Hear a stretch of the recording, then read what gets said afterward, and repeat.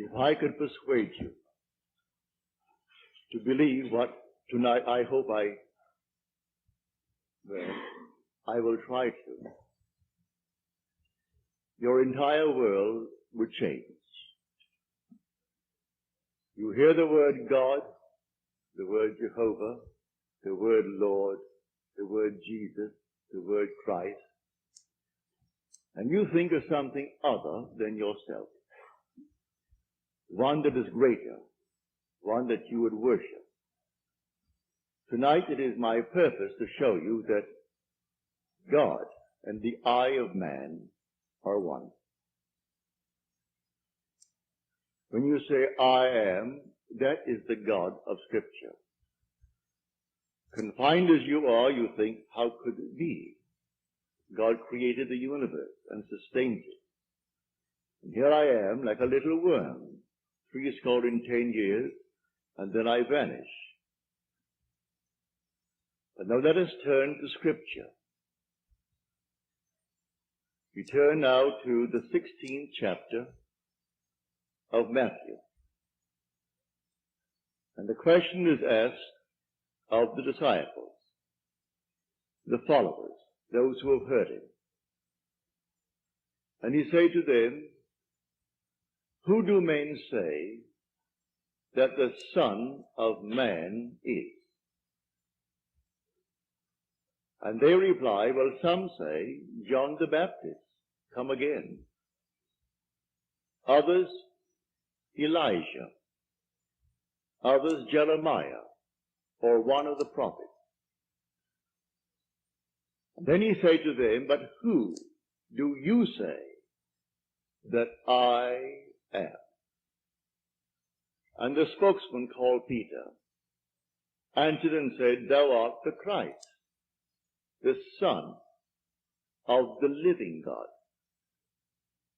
And he said to him, blessed art thou, Simon Bar-Jonah, for flesh and blood could not have told you this, but my Father who is in heaven.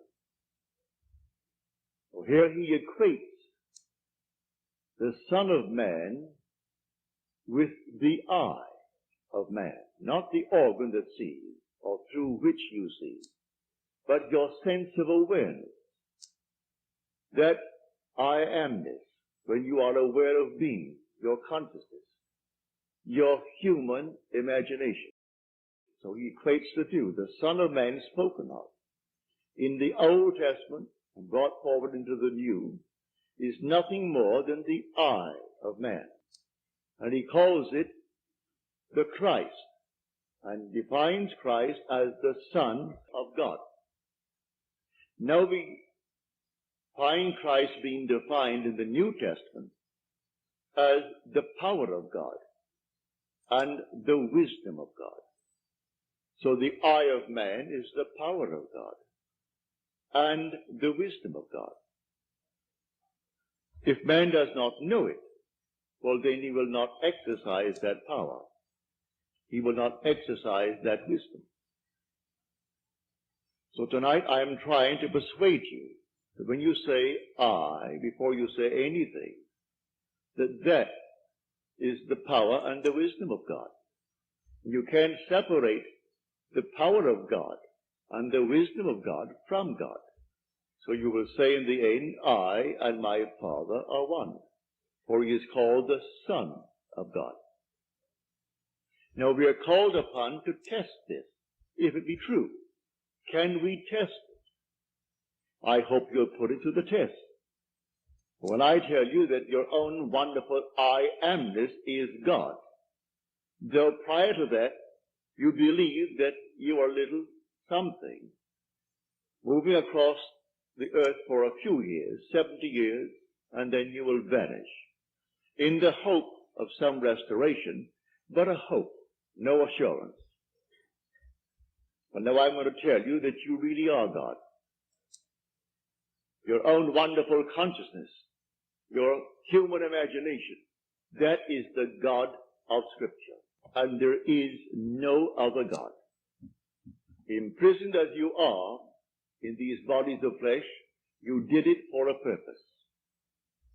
Now let us see what it tells us about this Son of Man that is now equated with the I of man. No one has ever ascended into heaven but he who descended from heaven, the Son of Man. You'll read that in the 3rd chapter, the 13th verse of John. So here we find you are a pre-existent being. No one can ascend into heaven but he who descended from heaven, the Son of Man. Your ascension in the next verse, the 14th verse, is showing you how you ascend. As Moses lifted up the serpent in the wilderness, so must the Son of Man be lifted up. That's all imagery, and yet it is true. You descended into generation in a world of death, where everything begins, it waxes, it wanes, and then it disappears. But there's something in you, clothed in this garment, that does die. That is pre-existent. And its home is heaven, which is harmony. You gave it up completely. You aren't pretending that you're a man. You descended into man. You became man. With all the weaknesses, all the limitations, all the restrictions of man, to experience this world of death and decay. There will come a moment in time that you will ascend from this restriction, taking with you the experience that is yours because of this restriction. And you will ascend in the same manner that Moses lifted up the serpent in the wilderness. That was an adumbration. That was a foreshadowing. You will rise from the base of your spine, up your spine into your own skull, for heaven is within you. And you will rise like a fiery serpent, without any loss of identity. The form you wear, I hesitate to describe it. I will tell you that your face is human, your hands are human, your voice is human, but do not ask me to describe the body that you wear. It's infinite power, infinite wisdom, and yet it is a form. You are that fiery being that descended, not because of anything that was wrong when you descended. The fall is not because of any mistake on our part. It's a predetermined plan to come down into the world of death and decay and overcome it. If coming down, wearing these garments, we knew who we were, pretending that we were men, we could not accomplish it. Any more than an actor on the stage, pretending that he is Hamlet, can actually play that part. He has to actually assume it, but even then it is still with a little something in his mind. He knows he is the great actor who tonight will go home to his lovely home, and he'll take off the garment and hang it up once more, and tomorrow he'll replay the play. You don't do that in this play of God. You don't take off the garment. You wear it for your 80, and if by strength, your 80, or maybe even longer, or shorter. But the I of man is the God of Scripture. Put it to the test. Let me now, first of all, before we go into the testing of it, make clear what I said on the last lecture night, Friday night, prompted by a question that was asked here. For I had said in the previous lecture that there are ranks in heaven as they are on earth, for this is only a copy. Everything here is a shadow. It's a copy of the eternal realities. Believe me that when you say I, before you say I am John, I am Bill, I am this, I am that, I am the other, you are declaring yourself to be. And that sense of being is God. That's God. Now what are you going to put on it? All things are possible to God. All things.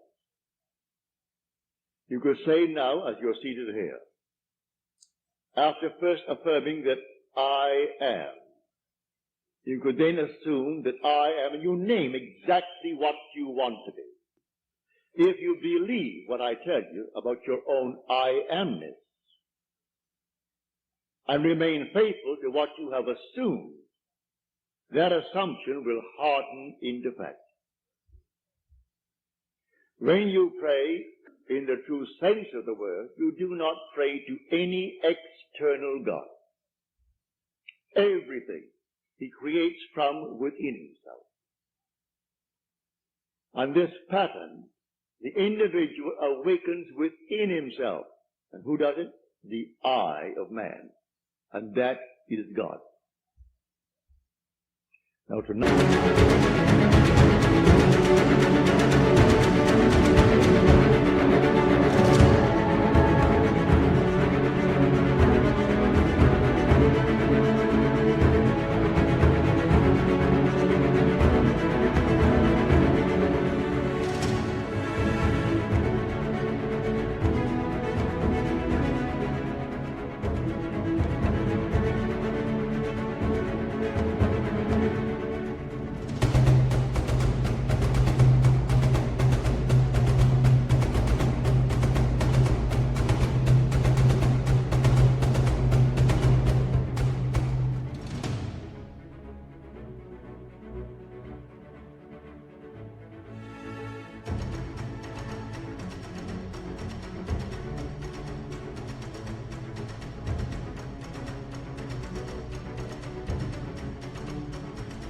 Tonight you can test it, as you're called upon to test it. Test yourselves and see. Do you not realize that Jesus Christ is in you? Unless, of course, you fail to meet the test. Examine yourselves to see whether you are holding to the faith. What faith? To have someone tell me that I am a Christian, or I'm a Jew, or a Mohammedan, and holding to that faith that they talk about? No. The faith that I'm talking about tonight. That your own wonderful I amness is God. Test it to see if you're holding to that faith. If you're holding to that faith, and all things are possible to God, you should be able to prove it in the testing.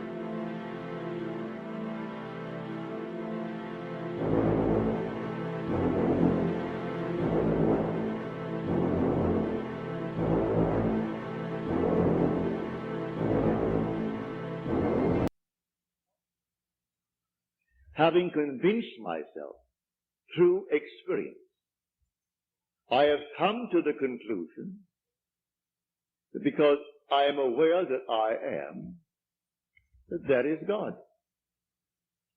For if by him all things are made, and without him is not anything made that is made, and I start from scratch, only imagining a state, and then I boldly assume that it is real, that I am actually experiencing that state now.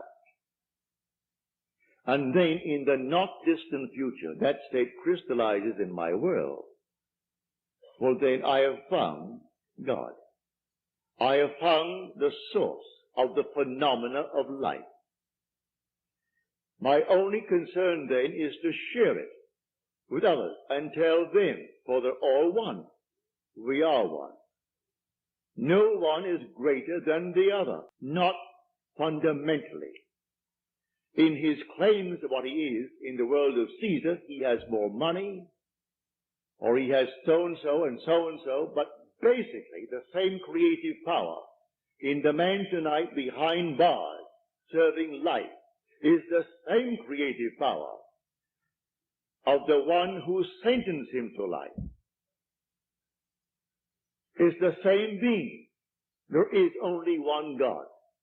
Hear, O Israel, the Lord, our God, the Lord is one. And the word translated, the Lord, is Yod He Vav He. Properly translated is I am. When you go unto the people of Israel, and they ask you, what is his name? And you claim that the God of Abraham, and the God of Jacob, and the God of Isaac sent you. You say unto them, I am has sent me. That's my name forever. And by this name I shall be known throughout all generations. But man finds it difficult keeping the tense. And so he speaks of thou art, or he is. And he never actually comes down to the fundamental and knows that I am. I am the cause of the phenomena of my life, good, bad, or indifferent. I have to live with it and change my assumptions if I would change the world in which I live. But now, can I help a seeming other? I say you are myself pushed out. Can I help another? Yes, because there's only one. If your request of me comes within the framework of the golden rule, something that I would like done to me, then I can willingly help you. If you ask of me that which does not come within the frame of the golden rule, do not ask it of me. I grant you complete freedom to go elsewhere and go to anyone who will tell you they can do it in spite of what he said. Go ahead. But if anyone asks of me any request, all that I do is this. It's so simple. We are told in Scripture, whatever we ask of him, knowing that he hears it, it shall be done for us. If we know he hears it. Well, can you imagine you seated here on the surface of your being, a rational being, knowing something that the depth of your own being that encompasses you doesn't know? So you know, and you think, well, he doesn't know. Well, read that in the story of Ezekiel. You'll read it in the 38th chapter. And these are the elders of Israel that went into the dark room. And they are carving on the walls all gruesome things. And they said within themselves, the Lord does not see us. And the Lord is speaking to his prophet Ezekiel. And he said, the elders of Israel say that I do not see them. And watch what they're doing, making all these abominable things within the great cavern. They will all reap them. Because I see everything that the elders of Israel see.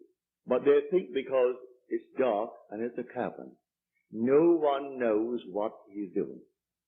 That God doesn't know it. I have said time and again, there is no fiction in this world. When you pray, go within and close the door of the senses.